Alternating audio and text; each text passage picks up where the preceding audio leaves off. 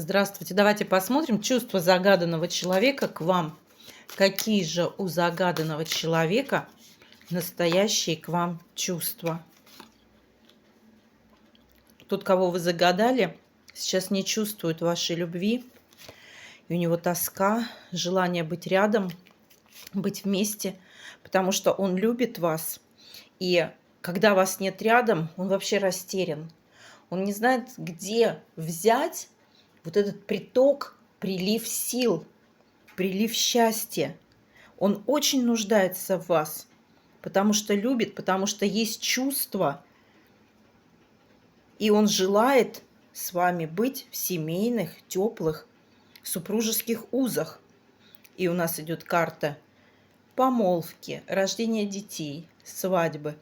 Поэтому тот, кого вы загадали, без вас пропадает, с вами расцветает.